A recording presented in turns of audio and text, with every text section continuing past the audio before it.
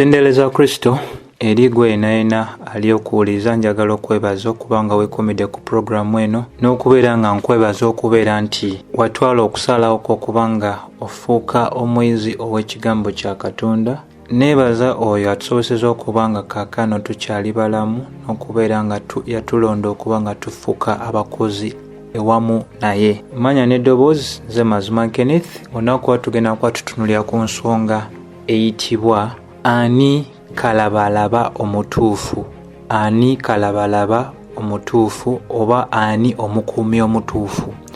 Mu Luzungu ekigambo kino kiyitibwa watchman, naye mu Luganda byensobodde okuŋŋaanya kye kigambo ekiyitibwa kalabalaba oba omukuumi omutuufu. Ekigambo ekiyitibwa watchman oba kalabalaba oba omukuumi, Bayibuli eba ebyogerako. Ebigambo bino oba ekigambo kino ekyogera nga ekitunuuliza leero mu ndagaano yaffe empya eri omuntu ayitibwa omusumba.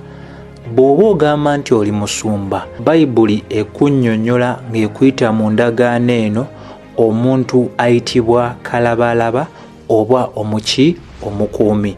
Jjukira omukuumi waffe asukkuluma abakuumi bonna leero gwe tulina ye Mukama waffe Yesu Kristo. Ensonga lwaki Bebulaniya 13:2 emuyita the chief shepherd oba emuyita omusumba omukulu. Bino mbinnyonnyodde emirundi mingi naye gwe abimanyi nsaba onsonyiwe kambiddemu ku lwabo abayinza okubeera nga tebabimanyi.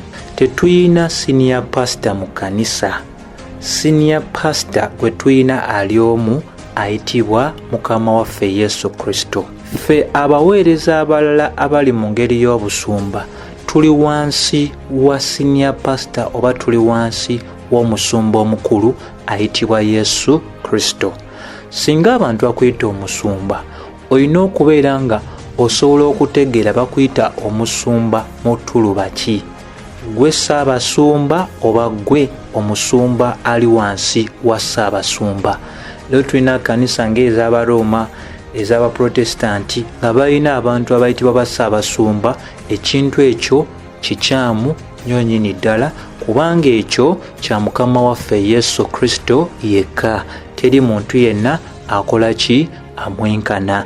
Era ekirala Bayibuli kyemuyita kye kya Bebulaniya essuula ey'okusatu olunyiriri olusooka paka olw'omukaaga, muyita saabatume mu ngeri emu oba endala. Kristo yakulira abatume bonna. Abaweereza bonna tuli wansi wa Mukama waffe Yesu Kristo. So bwe twogera ku nsonga eno eya kalabalaba oba omukuumi omutuufu y'ani, tuba tulina okubeera nga tutegeera wabeera omusumba omutuufu oba kalabalaba omutuufu oba omukuumi omutuufu, wabeerawo oyo atali mutuufu. Abo bonna abaagala okwera bakalabalaba abatuufu abannamaddala abali ku mutindo ogugwanidde okubanga nga basiimibwa bye bakola, kiba kibagwanidde okubeera nga bayigira ku Mukama waffe Yesu Kristo. Abo bonna abanaabeera bakalabalaba oba abakuumi abakyamu kiba kibagwanidde okubeera nga bava ku byawandiikibwa ne bagoberera ebintu ebirala nga bwe ngenda okulaga mu ssomo lino lye tugenda okubanga tugenda mu maaso n'okubanga tukola. So njagala okugamba nti waliwo ebifo eby'enjawulo bye tulina mu byawandiikibwa. Ekisookera ddala kye njagala okuteekako essira, tetufuna kuyigiriza kwaffe wabweru w'ebyo ebyawandiikibwa. Kuyigiriza kwaffe kwonna tukujja mu byawandiikibwa.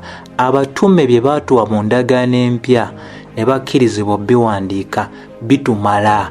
N'abo bannabbi Katonda byakozesa mu ndagaano enkadde ne babiwandiika, nabo bye babakkiriza okuwandiika bitumala.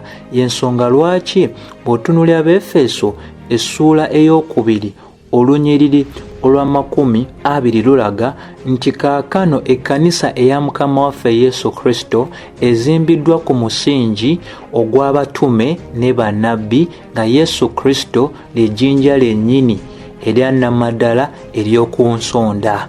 So kiba kitegeeza nti ekintu kye tunaagoberera leero ng'enjigiriza biki bye tulina okukola mu kkanisa birina okubeera nga tebikontana na byabatume na bannabbi baani bannabbi ba Katonda. Wabula leero tulina obunnanfuusi eri ekigambo kya Katonda, tweraga nga abakyagala naye ne tutakola kikikola ki kyekitulagira kubeera nga tukola ki nga tukola. So gwe yenna awuliriza, Bayibuli si kitabo ekiri awo nga gwe nange tukkiriziddwa okubeera nga tuddamu okuwandiika ebyaffe oba nga twongera ku ebyo ebyawandiikibwa. Bayibuli kitabo kiggale ekitegeeza nti byonna bye twetaaga okumanya bituteereddwa mu kitabo ekyo. Bayibuli era eraga mu Yokaana 2:25-3, Mukama waffe yakola ebyamagero bingi naye si byonna nti byawandiikibwa, wabula ebyawandiikibwa byawandiikibwa ku lwaffe tukkirize nti Yesu ye Kristo ate ye mwana wa Katonda, era okuyita mu kumukkiriza tuloke tubeere n'obulamu obutaggwaawo. Bw'abanga yakola bingi, Bayibuli egamba nti tebyandibadde na kifo oba n'ebitabo ebimala okuba nga biwandiikibwamu, naye ebyawandiikibwa bibyo ebyakkirizibwa kubanga mu byo mwalimu ebimala okututuusa ku ddaala erikkiriza nti Kristo ye mwana wa Katonda, n'okubanga bwe tuba tumukkiriza tufuna obulamu obutaggwaawo. So tolimbibwalimbibwa muntu yenna akugamba nti alina okwolesebwa kwe yafunye nga kusukkuluma ku ebyo ebyawandiikibwa. Tolimbibwalimbibwa muntu yenna akugamba kino kyenjogera si kijje mu byawandiikibwa wabula nkijjidde ddala mu Nnamulondo ya Katonda ey'omu ggulu. Ebyo tebiriiyo era Bayibuli tekola ki tebikkiriza. Byonna bye tulina Bayibuli tugamba bw'oba oli kitundu ku kkanisa, ekkanisa yazimbibwa dda ku musingi ogwo ogw'abatume ne bannabbi ba Katonda.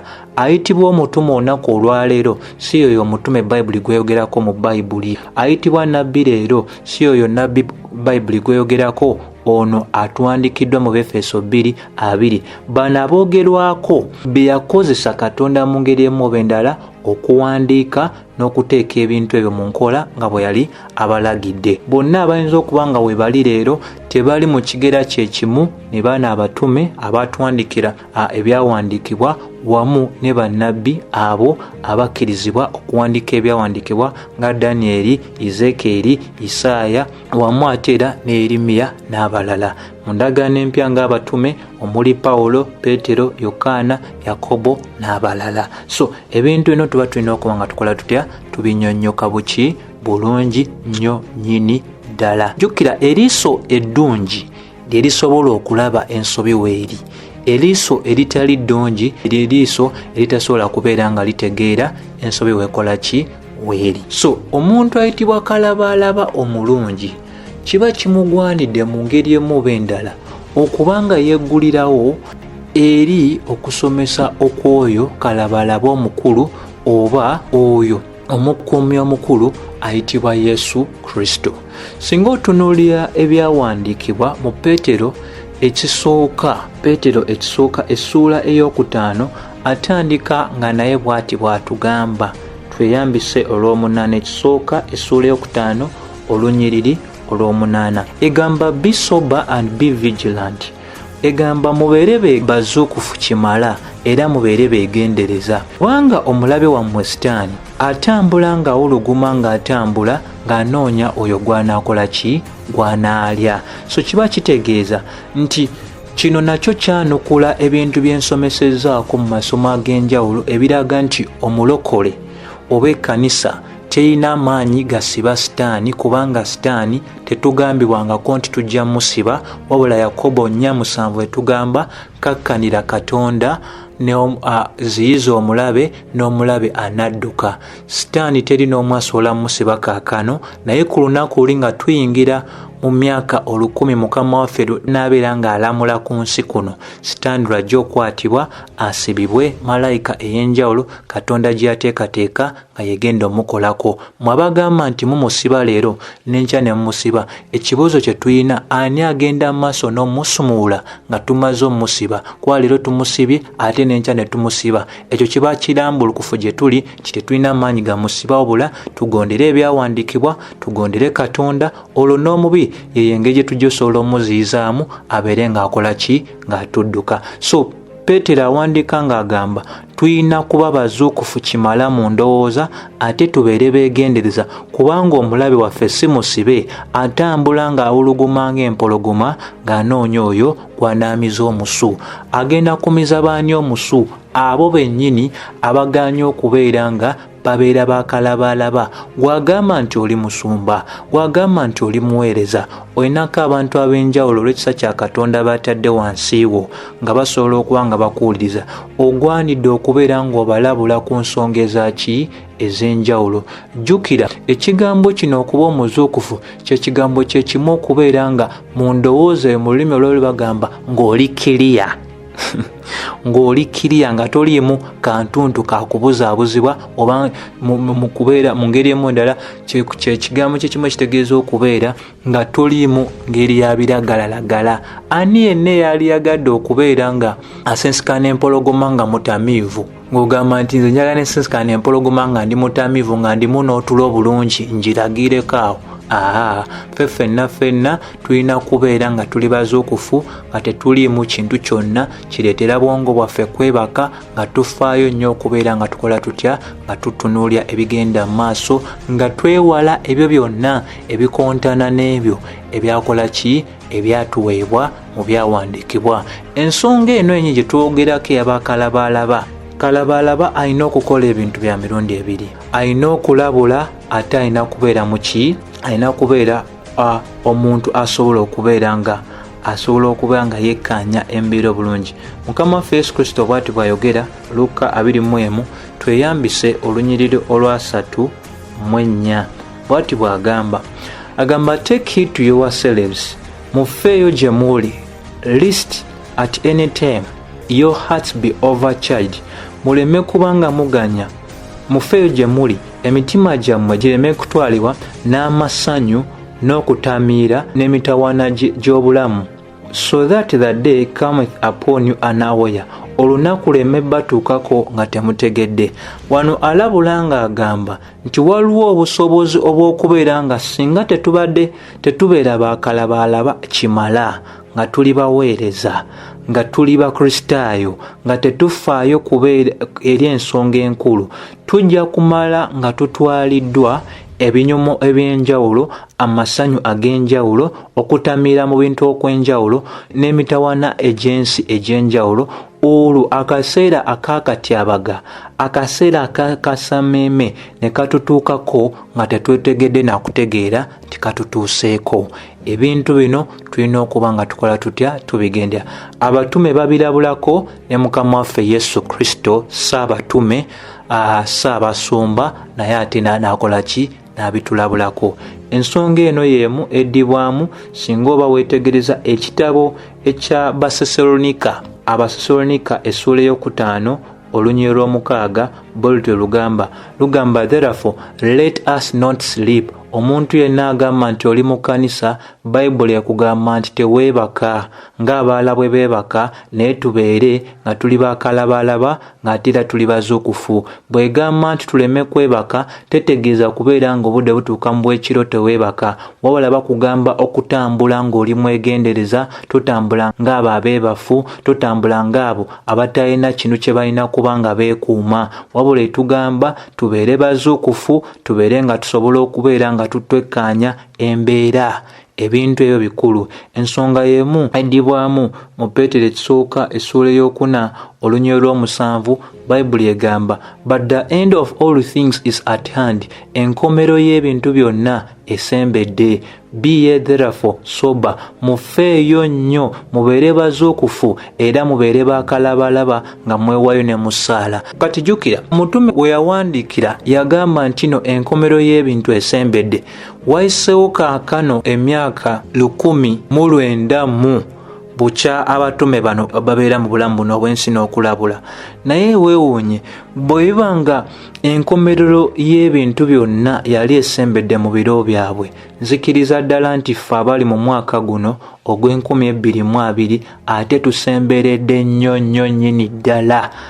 kye tuyita enkomerero y'ebintu byonna. Tulina kuba nga tuli bazuukufu, tulina kuba nga tuli bakalabalaba, ate tulina okuba nga tweggulawo n'okuba nga tunyumya ne Mukama waffe mu ssaala nga tusoma ekigambo kye kitulungamye okumanya ebyo bye tulina okweggulira n'ebyo tutalina kuba nga tukola tutya nga tweggulira.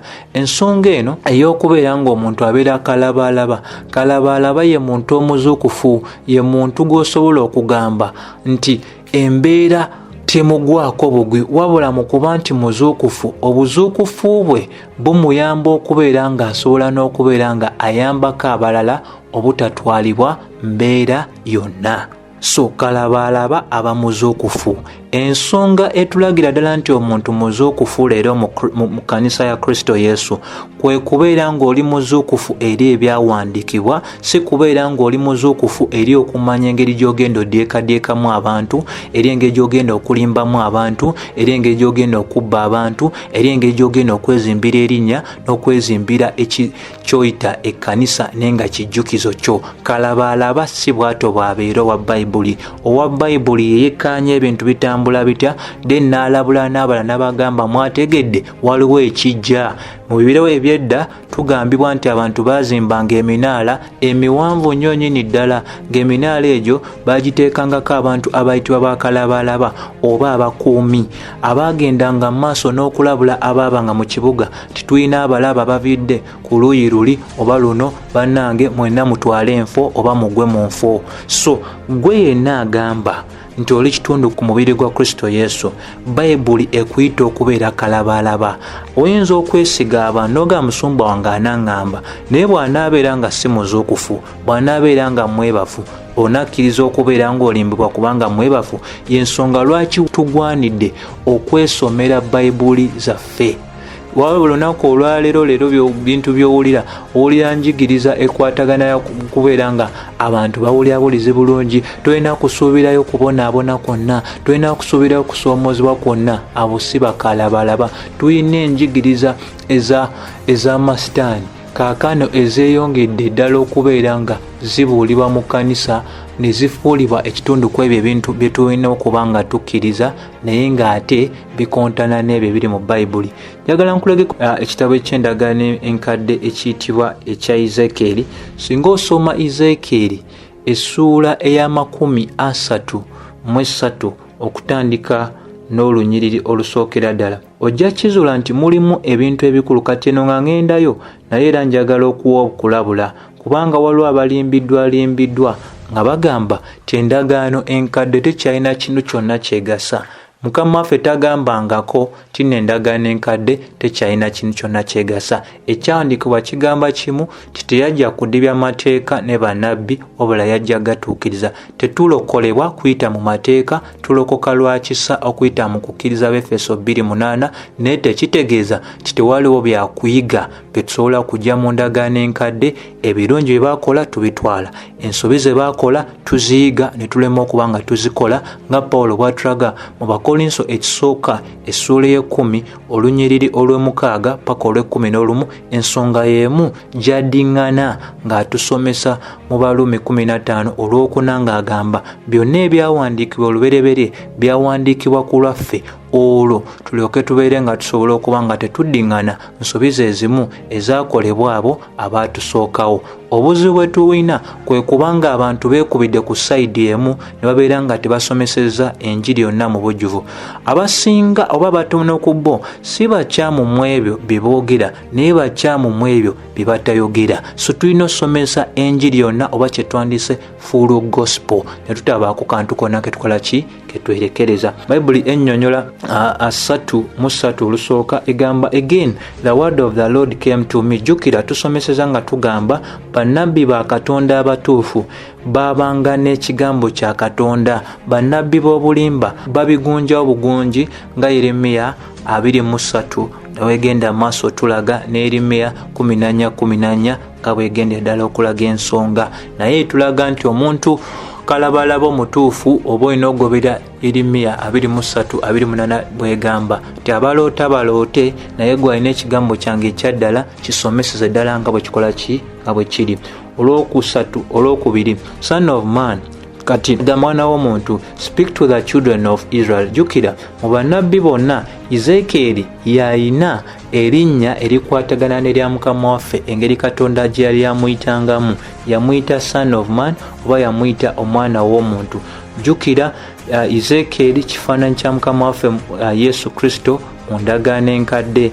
Abasigadde bayitibwa amannya gaabwe naye ate ono ayimuyitira ddala son of man. Jukira mu kujja kwa Mukama waffe Yesu Kristo yali 100 omwana w'omuntu ate yali 100 ku 100 Katonda mwene. So ebintu ebikulu yategeera. Speak to the children of Israel. Kitegeeza nabbi wa Katonda omutuufu tayogera bigambo bye, afuna ekigambo kya Katonda ng'akifuna okuva eri Katonda n'akituusa gye kirina okugenda nga takitoddeeko nga takigaseeko. Ayogera eri abaana ab'abantu bo ng'obagamba nti when I bring the sword upon the land, bwe naleeta ekitala eri, if the people of the land take a man of their coast and set him for their watchman. Singa tulaba ekitala nga kijja ne tulabula abantu eri ekitala ekyo kigenda okuba nga kijja olwokuna, then whosoever oyo yenna anawulira eddoboozi ly'ekkondeere lyaffe and taketh not warning, n'atafaayo eri okulabula kwaffe, if the sword come and take him away, singa ekitala kijja, his blood shall be upon his own head, omusaayi gwe gunaabeera ku mutwe gwe. So kitegeeza nti obuvunaanyizibwa bwa Kalabalaba obukulu oba bw'alina okuba ng'afaayo okuba ng'akola, kikugwanidde okubeera ng'abantu obalabula eri embeera ez'enjawulo eziyinza okubeera nga zisobola okubajja ku mulamwa. Bayibuli etugamba nti singa owaayo okulabula, singa Kalabalaba akugamba nti waliwo ekikyamu ekijja, gwe n'otafaayo eri ekyo ekikugambiddwa, singa otwalibwa oba n'ottibwa mu kubanga okulabula tokututte nga kukulu, ekikutuukako kyonna Bayibuli eraga nti Katonda takibalira ku oyo akulabudde wabula akibalira ku gwe. Kaakano nga nsomesa ndikulabula ndikola nga Kalabalaba olw'ekisa kya Mukama waffe Yesu Kristo kiri eri ggwe, okubanga bino byenjogera obirabamu ensa, obirabamu omulaka, n'obeera ng'obigoberera n'ogenda mu maaso n'okuba ng'okola ng'ebyo ebirambikiddwa mu Bayibuli. Kyova Bayibuli era eraga mu Bakolinso ekisooka 14:8 nti singa ekkondeere terifuuyibwa bulungi, abo bonna abaneeteekerateekera olutalo baneeteekera batya olutalo ng'ekkondeere terifuuyiddwa bulungi. So kitegeeza ffe abagamba nti tuli baweereza, tuli basumba, tuli basomesa, tuli babulizi ba njiri, tulina okubeera nga tutwala eddaala erisomeseza ddala obulungi, okubanga abantu bekkaanyiza ddala ensonga, omutawaana ne gutabeera ku ffe ne gubeera ku oyo ategedde wabula n'agaana okolaki okukola. Naye ensobi leero eriwo kubanga naffe tetusomesereza ddala bulungi, tetulabulidde ddala bulungi, kivuddeko abantu okubeera nga bagenda mu maaso n'okolaki n'okulimbibwa. Wabula omufuuyi ow'ekkondeere omutuufu alina okulifuwa obulungi ennyo ng'omuntu asobola otegeera lino litegeeza kino, lino litegeeza kiri eri. So ebintu ebyo Bayibuli ebirambika. So singa era otunula olwokutaano mu Ezekiel 3:3 lugamba he heard the sound of the trumpet, yawulira eddoboozi ery'ekkondeere, and took not warning, n'atatwala kubeera nga ebyo ebyali bimugambiddwa abissa mu nkola, era ogwo omusaayi gwe gunaabeera ku ye. But he that taketh warning shall deliver his soul. Naye oyo alabulwa nga alabuddwa Bakalabalaba, alabuddwa abakuumi abalungi oba omukuumi omulungi, analokola emmeeme ye. Bino bye twogera tetubyogera kubanga tulina abantu etuyinako kino oba kiri, tubyogera kubanga abalala tebaagala byogera. Naye bwe baali badde babyogera, ffenna Bayibuli etugamba okulabula, ffenna Bayibuli etugamba okubeera nga bwe tulaba ekikyamu nga kikolebwa tulina okugenda mu maaso n'okyogerako. Kyenjagala otegere muganda wange gwe naawuliriza, obusaasizi bwa Katonda bulabikira mu byawandiikibwa ng'afaayo nnyo okulabula abantu. Singa Katonda si wa kisa, singa Katonda si wa busaasizi, lwaki yali tutte eddaala erirabula? ne mu ndagaano mwe tulimu Bayibuli etulaze mu Petero ekisooka 4:7 nti bannange enkomerero y'ebintu byonna esembedde, mubeere bazuukufu mu ndowooza, mubeere bakalabalaba ng'era mweggulawo ne muki ne musaala. Jjukira gwe agamba nti oli kalabalaba olina okubeera nga olabula abantu, oba bawuliriza oba tebawuliriza. Katonda akugamba gwe genda mu maaso n'okola ki? N'okubeera ng'obalabula. Togamba nti naye nze ngambye abantu. Katulina ebintu ebyenjawulo bye tukoonyeeko. Ensomesa enkyamu ezikkiriziddwa mu kkanisa ezitagwanidde kubeera nga zigenda mu maaso n'okuba nga zikkirizibwa, naye ebbanga lye tumaze nga tubyogerako ebintu biryanga ebyeyongera obweyongezi. Tulaba abaami n'abakyala abawukana mu bufumbo obutukuvu mu nsonga ezitali ku musingi gwa Bayibuli ne basigala nga bakyaweereza mu makanisa, bikyamu n'ebikyagenda mu maaso. Tulaba abantu abagamba nti tusobola okwegatta n'amadiini gonna gonna kubanga Katonda y'omu. Ebintu bino bikyamu n'ate era bikyakolebwa. Tulina abantu abagamba nti bo balina okukkiriza okw'amaanyi tibasobola okutondawo ekintu ekitabaddewo nga beeyambisa ebigambo byabwe. Ebintu bino bikyamu naye ate era bikyakolebwa era bikyalina abagoberezi baabyo bangi. Tulina abantu abatunda obucupa obwebyo ebiyitibwa antimafuta nga babitunda ssente nnyingi. Ebintu bino bikyamu naye ate abagoberezi tebakendeera. Abatunda obugoye nti obwesaala nga busabiddwako nti abantu basobola obuteeka mu bizinesi zaabwe, basobola obuteeka mu mayumba gaabwe, basobola obuteeka mu bintu ebyenjawulo okuwala emitawaana. Ebintu bino bikyamu naye ate era bikyalina abantu bangi ababigoberera. Abasumba basomesa ebimu eby'ekkumi, abasomesa ensigo, abasomesa ebintu simanyi ebya deliverance, simanyi omulokole wannamadala n'akyasobola okutuulibwamu emizimu. Ebintu bino bikyamu naye ate era newankubadde tubyogeddeko bangi bakyagenda mu maaso n'okola ki? N'okubikola. Naye jjukira kyenkugambye, gwe omulimo gwo agamba nti oli mukuumi oba oli kalabalaba, olina ogenda mu maaso n'okulabula abantu, oba bawulidde oba tebawulidde. Gwe kyolina okukola kyekyo Katonda kyakugambye nti bagambe, okusinga okugamba nti be bamanyi kubanga tebampuliza. Kyolina okutegeera waliwo omutango ogujja mu kubanga omuntu osazeewo kubanga oyogera amazima. Ojja funa okukyayibwa, ojja funa abantu okubeera nga bakwogerako ebyensonyi, naye kituufu nnyo okubanga okola ekyo ekisanyusa Katonda okusinga okunoonya okusiimibwa abaana b'abantu.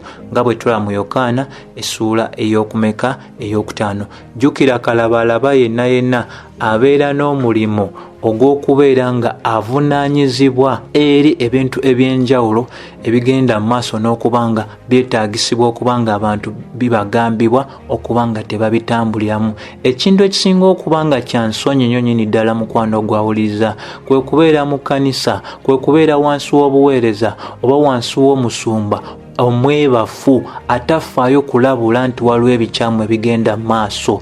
Tulina abantu abo bangi nga bali wansi w'amakanisa, bali wansi w'obuweereza, bali wansi w'abasumba ab'enjawulo ng'abasumba abo tebali alert, si bagolokofu, si bazuukufu, beebafu nabo baatwalibwa dda mu binyomo biri Bayibuli bye yatulabuddeko dda mu Luka 21:34 ng'emitima gyabwe gitwaliddwa bugagga, emitima gyabwe gitwaliddwa kubanga bafuuka b'amannya, emitima gyabwe gitwaliddwa ebintu ebyenjawulo. Banoonya kano banoonya kali, bwe balaba abantu babalaba nga ssente, bwe balaba abantu banoonya bazimba mu bizimbe, banoonya bagula mu mamotoka n'ebintu ebyenjawulo. Abo beebafu. Era Bayibuli bweti bwe boogerako singa otunulira ekitabo kya Isaaya 5:6 era bulanga etugamba nti waliwo abasumba abeebafu ddala ngebageraganya ku mbwa zennyini. Sivuma sikola ki n'ebino byawandiikibwa bwe bityo ebituweereddwa. So omusango togufuna nange, faayo eri ebyawandiikibwa ebituweereddwa.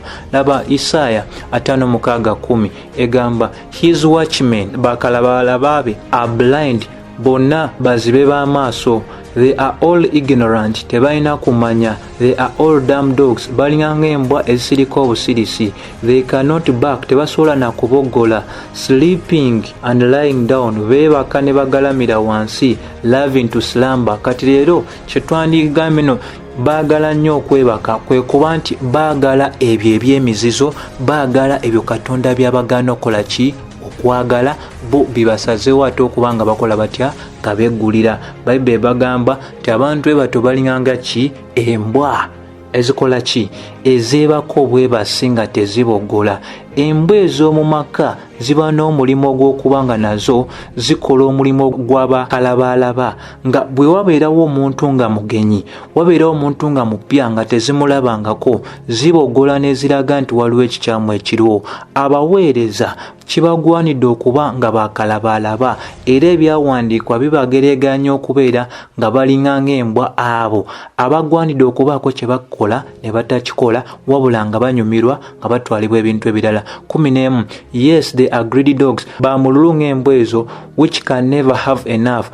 Balya ng'embwa ezo ez'omululu ezitakuta. Leero tulina abantu n'osolooza abantu mu saavisi eyasoose, n'osolooza abantu mu saavisi ey'okubiri, n'osolooza abantu mu saavisi ey'okusatu. Zino no saavisi zinyogerako conference. Wagambye no mwinayo conference ya wiki namba, oleesa ababuulizi 5, naye ababuulizi 5 bonna bassa kimu naawe, tebassa kimu n'omubiri gwa Kristo Yesu. Nkiddamu, bassa kimu naawe, tebassa kimu n'omubiri gwa Kristo Yesu. Nga babbi nga bw'oli omubbi, bwe bamala okubulya batooza, omulala azeeko naye n'atooza, n'omulala azeeko n'atooza. Meeting y'emu abantu be bamu, sente bazijjawa? Ababbi abo abatakoowa, abalya ng'embwa ziri ez'omululu ezitakoowa. They are shepherds that cannot understand. Basumba abatategeera. They all look to their own way. Bonna beenoonyeza ngeri yaabwe. And everyone for his own gain. Buli omu ng'anoonya waafunira from their quarter. Bayibuli bwetyo bwekola ki? Bwe boogerako. Tuyina abasumba abatoogera kintu nga bwe kiri, kubanga batya okubeera nga baviirwako abantu.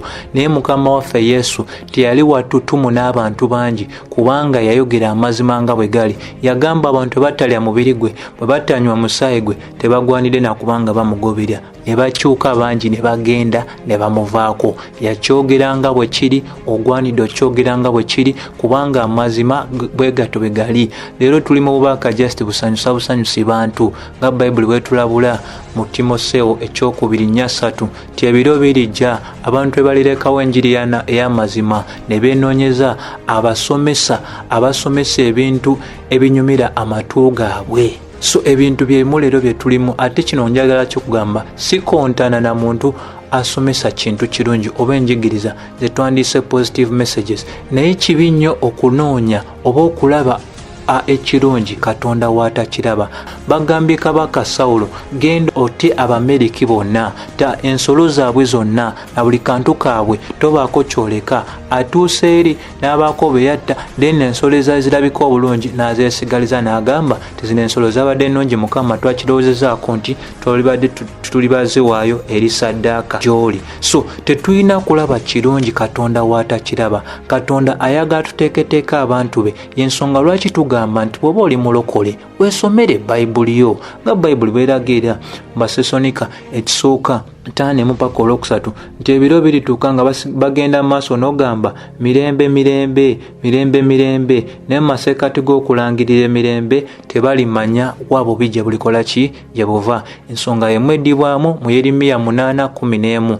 Njagala okugamba nti omulabe waffe leero ayitibwa oyo eyeeraga okuba ng'empologoma, ayagala okuddamu okuba nga awandiika ebintu byebimu byakola olubereberye. So tolina kubeera kitundu ku mbuzi. Embuzi mu Bayibuli ekiikirira ababajeemu abatawulira. Ensobi y'emu gye yakola ng'alimba Adamu ne Kaawa, yayagala agiddemu eri Mukama waffe Yesu Kristo nga naye amukema n'ebintu eby'enjawulo.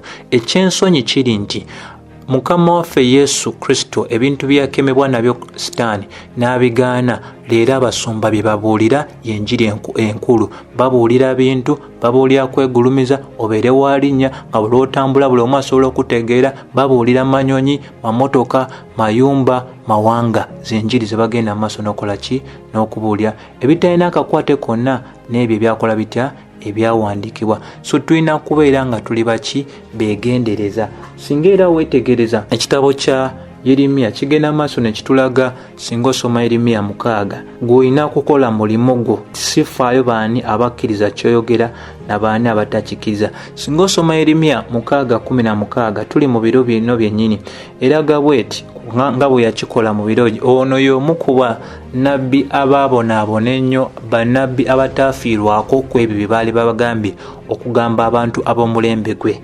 Kyova olaba yamaliriza obunabbi bwe bwonna ng'awandiika n'ekitabo ekyakaba ekyakukungubaga, n'akaabira Isirayiri yali agirabudde mu bintu bingi, Isirayiri nga tewuliriza. Leero tuli mu biro ebigamba gwanyi oba toli walinnya sikuuliza kyogamba, bameka abakugoberera, olina ssente n'ebintu ebiringa ng'ebyo. Yaani mukwano gwo baani b'otambula nabo embeera ng'eyo. Bayibuli egamba mu Yeremiya 6:16, Thus says the Lord, stand ye in the ways and see and ask for the old path. Bw'ati bw'ayogera Mukama, muyimire mu kkubo munoonye ekkubo eryo ery'edda. Where is the good way? Wali ekkubo eddungi, and walk therein, mulitambulemu.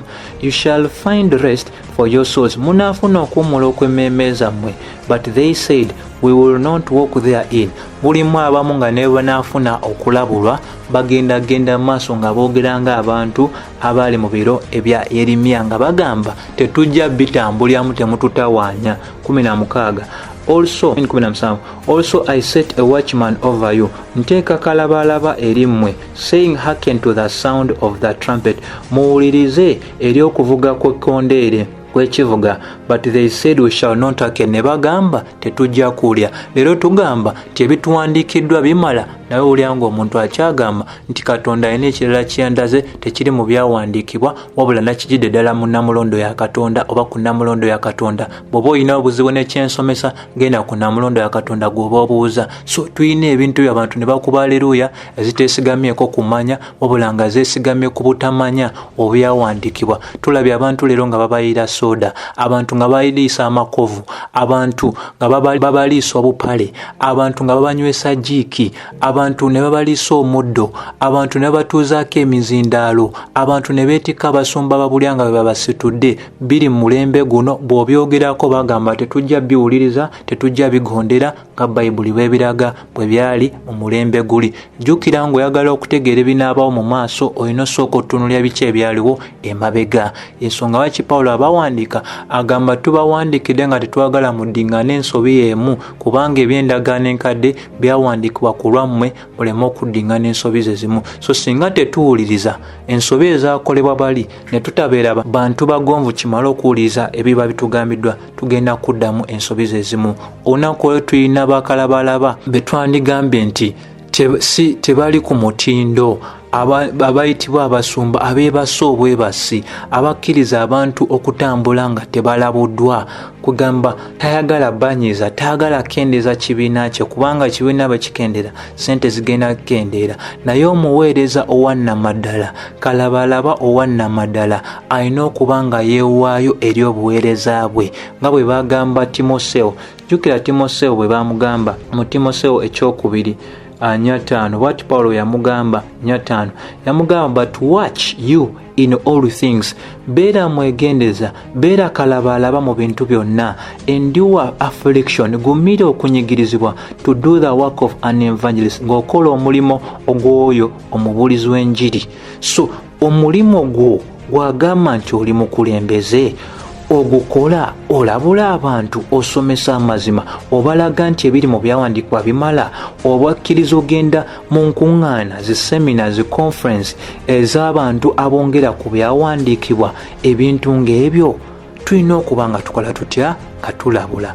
Jjukira nakugambye Mukama waffe Yesu Kristo nga bwe tulaba amakanisa 7 ag'okubikulirwa atambula era kalabalaba ng'ayita mu makanisa ge gonna, amanye embeera erimu, amanye ekkanisa eziyimiridde obulungi, amanye n'ekkanisa eziyimiridde ku bintu ebiki ebikyamu ezeegonderizaawo ebya ezo ezikola obulungi azisiima nga bwe byawandiikibwa, n'ezikola obubi era agenda mu maaso n'ozikangavula nga bw'azigamba bakyuse. Kati gwe nange abali wano leero tukyasobola okukyusa, tukyasobola okukola obulungi singa tweggulawo eri okulabula. Tulina okubeera nga tetwewaayo oba tetweggulira bintu byonna bitulemesa kwogera ku nsonga ezigwanidde okuba nga zikola ki nga zoogerwako. Tetulina kuba nga tutya okunyiza abantu kasita tubeera nga twogera amazima. Naye leero tuli mu mirembe gye gimu Isaaya gye yalimu abantu nga bamugamba lagula ebintu ebyobulimba gye tuli,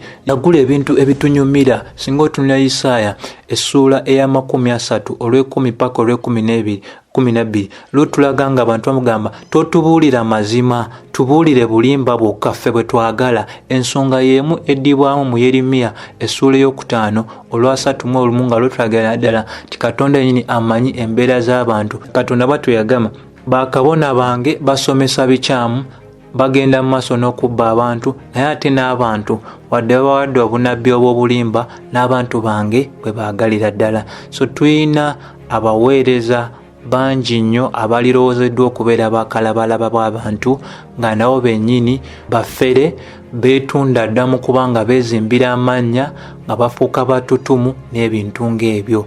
Naye jjukira Pawulo yagamba ng'omulabuzi omutuufu bwe yali awandiika mu bikolwa by'abatume, ebyandikwa bitulaga mu bikolwa by'abatume 2:26 paka 33, yabagamba bane mwekuume mwenna naye eri abantu bano Katonda beesigisiza, muliise ekkanisa ya Mukama waffe Yesu Kristo gy'agula n'omusaayi gwe. Kubanga abantu tebategedde nti ekkanisa ya Kristo, ekkanisa yafuuka yaabwe, bagaanye okugoberera ebyo Bayibuli byegamba tibigwanidde okuba nga bikola ki? Bigobererwa. Jjukirayo tuyina endogoyi ey'obulimba eyingidde mu kkanisa ng'ereeteddwa abo be tuyita abakulembeze, kubanga batwaliddwa nnyo n'ettutumu. Ebintu ebikyamu bisomesebwa nga tebivudde wala nnyo, wabula bireeteddwa abantu be twandigambye nti be balina okuba bakalabalaba, abantu bewandiise abakulembeze. Kijjukire mukwano, tulina abasumba leero nga nabo beeyisanga abayimbi bansi, beeyisanga abazanyi ba firimu ab'ensi, beenoonyeza tutumu, bagenda mu maaso n'okubeera ng'ekigambo kya Katonda bakisobyako, nga bagenda mu maaso n'okuba nga bakitoolako, nga bwe bakigattako, ne bakigattako, nga bwe bakitoolako. Naye Pawulo agamba mu Bakolinso 2:2, ffe tetulinga ng'abo, wabula twenenya okubeera nga tutambulira mu mbeera yonna ey'obulimba n'obutakwata bulungi kigambo kya Katonda. Ensonga lwaki Yuda yagamba mu Yuda 3 n'agamba tulina okulwanirira ekyo ekyatuuba omulundi gumu. Ensonga y'emu eddibwa mu Peetero 2:3 ng'agamba nti tufeeyo nnyo eri ebyo byawandiikibwa bannabbi ba Katonda abatukuvu wamu n'abatume. Ensonga lwaki Bafiripi 1:9 egamba nti Pawulo yasabira Abafiripi nga bagamba mbasabira mweyongere ddala mu kwagala kwammwe wamu n'okukema ensonga yonna eba ebabuuliddwa. Jjukira Obukristaayo bwannamaddala si bwalinnya. Omuntu akugamba nti Obukristaayo bwannamaddala bwalinnya ensi egenda bwagala, oyo abeera akulimba. Naye leero tulina abasumba abagamba nti basumba nga mikwano gya nsi nnyo, ensi ebaagala nnyo n'okusinga ekirala kyonna. Oba olina okubeera ng'oteeka question mark ku bantu abo. Omuntu asobola okwogera enjiri nga bwegwanidde, ensi tegenda mwagala. Ekyokulabirako kya Mukama waffe Yesu Kristo wamu n'abatume. So amakanisa mangi tegoogera ku nsonga enkulu ng'okugamba n'abantu nti geyeena kifo kituufu kya nnamaddala, wabula boogera nga beebuzaabuza nga bayita ku bintu eby'enjawulo nga bagamba nti omanyi kisa kya Katonda kya ddala gye kiri, naye jjukira tosobola kusiima kisa kya Katonda nga totegedde busungu bwa Katonda eri abo abakola ebyensonyi. Bantu bangi leero be twandirowoozezza nti baali badde nga tusobola okuba nga tubeesiga, naye leero singa olaba ebibala bye babala tuba tulina kuba nga tukola tutya? Tubeewala. Ensonga lwaki Kalabalaba n'omukuumi omutuufu alina okuba nga alabula abantu eri abantu ng'abo nga bagamba oyo ebintu by'asomesa bikyamu, n'okwatula amannya mu Bayibuli bakikolanga ne bagamba oyo Phygellus, oyo Homogenes, oyo Alexander the Coppersmith bakoze ebyensonyi, bakoze ebintu bingi. Mu biro bya Yeremiya yayogera abantu bangi abakola ebintu ebyali tebiriiyo, n'agamba Bahananiya bakoze ebintu ebyensonyi. Mukama waffe Abafalisaayo n'abagamba banyirira kungulu balyanga entaana enzimba obulungi naye nga munda magumba g'abantu, amannya googerwa. Leero bw'oyogera ku linnya bakugamba omanye erinnya lyogeddeko. Naye jjukira Bafiripi tekyukanga 29 paka 11 egamba erinnya lya Kristo Yesu erigulumidde waggulu w'amannya gonna. Singa tutya abantu tubeera tuvudde Katonda. Bw'ogaana Katonda oba ogaanye n'ekigambo kye. Bw'ogaana ekigambo kye obeera ogaanye naye yennyini, kubanga n'ekigambo kye tebaawukanyizibwa. Ekkanisa eya Namaddala ekkanisa eri ku musingi ogwa Bayibuli nga bakalabalaba baayo bagenda maaso n'okwogera ku nsonga ezigwanidde okwogerwako. Naye ekkanisa enkyamu zeezo nga bakalabalaba badda mu njiri ya kugaba bintu, gano mabulankiti, gano sabbuuni, bino simanyi gano masuuka, bino ebintu ntubwe bito. So ne babeera nga batwaliddwa nnyo. Kikwewuunyisa nti n'ebitongole ebyatandika obulungi nga simanyi Compassion, World Vision, oyogere ku Vision Africa n'ebitongole ebyenjawulo, byonna kati tebikyabuulira njiri, bikulembeza mukono gwa kugaba. Nejjukira ekizibu ekisinga eri abaana b'abantu bonna, oba oli mugagga oba mwavu oba mweru oba muddugavu oba mwanvu oba mumpi oba mutono oba munene, ensonga ekwatagana ku nsonga y'ekibi. Ensonga y'ekibi yagenda maaso n'okubanga ereetebwa ku nkomerero yaayo olunaku Mukama waffe Yesu Kristo lw'ajja n'abeera nga afuuka ekitambiro eky'ebibi byaffe. Abantu balina okufuna ekyo. Ojja kuwa omuntu essuwaani, ojja kuwa omuntu ekyokwebika, ojja kuwa omuntu ennyumba, ojja kuwa omuntu emmotoka, naye ebyo byonna tebigenda kukyusa kigenda mutuukako oluvannyuma ng'avudde mu bulamu buno. So tukulembeze ensonga y'okuwulira enjiri, then n'ebisigadde binaddako. Naye singa enjiri ate tugiteeka emabega w'obugabi ebintu, tuba tuvudde ku ki? Ku mulamwa. So ebintu ebyo tubyewale ddala, kubanga nkugamba nti ekkanisa ya Namaddala eyina abantu abayitibwa abayigirizwa, abantu abeeyongera mu kigambo kya Katonda, naye ezo ezirimu bakalabalaba abakyamu, zikkanisa ezaafuka ez'ebyobufuzi nga bo bagamba kimu, ffe tuli mu gavumenti eno, tuli mu kino ne kino. Nejjukira Mukama waffe yayogera mu Yokaana 14:36 paka 37 n'agamba obwakabaka bwe si bwa nsi eno. So kyonna kye tulina kyakubeera babaka ba Mukama waffe Yesu Kristo nga tulabula, nga tunyweza ebyawandiikibwa. So tetulina kubeera nga twekwanaganya na nsi, tulina okubeera nga tukkiriza tufe musana mu nsi muneeno nga tetutiiririra. Nsaba Katonda nga bw'ali ow'ekisa akuyambe nga nange bwe nsaba okwogera okuba nga anywereza mu bino byenjogedde na olunaku olwaliro, tubinywereremu, tuleme kubeera nga tuva ku kkubo ettuufu nga tugoberera ensi n'ebintu byegenze maaso n'okuba nga egenda maaso n'otuziba eri ensonga ezigwanidde okuba nga zifiibwako. Nawe yenna atannaba kulokoka, nkusaba nga nkugamba nti ensonga lwaki ogwanidde okulokoka, kubanga teri mulokozi mulala, omulokozi ali omu, erinnya lye liyitibwa Yesu Kristo. Soogera ku Yesu Kristo wa Qur'ani, soogera ku Yesu Kristo w'ekkanisa ey'Abaroma, soogera ku Yesu Kristo w'abantu ab'enjawulo, njogera ku Yesu Kristo ow'omu Bayibuli, oyo omwana wa Katonda, oyo atalina kibi, eyafuulibwa ekibi n'agenda ku musaalaba n'etikka ebibi byonna ebyange n'amaliriza ng'agamba nti kiwedde, oyo gwe tukkiriza nti yafa n'aziikibwa n'amala n'azuukizibwa okuva mu bafu, kaakano ng'atudde ku mukono ogwa ddyo. Oyo gw'ogwanidde okukkiriza yasobola okulokola, yasobola okukyusa, yasobola okuwa obulamu butaggwawo, kubanga tebusangibwa mu muntu mulala yenna wabula ye Yesu Kristo. Yagamba mu Yokaana 14:25, yagamba nze kuzuukira, nze bulamu, oyo yenna nzikiriza ne waliba afudde ndimuzuukiza okuva mu ki? Mu bafu. So mukwano, okusalawo kwa leero si kwankya, tosobola kumanya ddi lwonaavaawo, naye Katonda abakuganyiza okuwulira bino, towanvuya lugendo lwo, kyusa embeera yo, ogambe nti olunaku olwaleero ndokose, nzikiriza Yesu afuge era alamule mu bulamu bwange. Ekyo bw'onaaba okikoze kwe kusalawo kw'onaaba okoze okusinga kwonna kwali okoze mu bulamu bwo bwonna. Nzikiriza Katonda nga bw'ali ow'ekisa, nga bwe yayogera nti talitwabulira, talitulekulira, anaabaamu naawe okunyweza okuyitamu bino byonna bye tuwulidde n'okubeera nga weekuumira mu kigambo kye. Oli wa mukisa.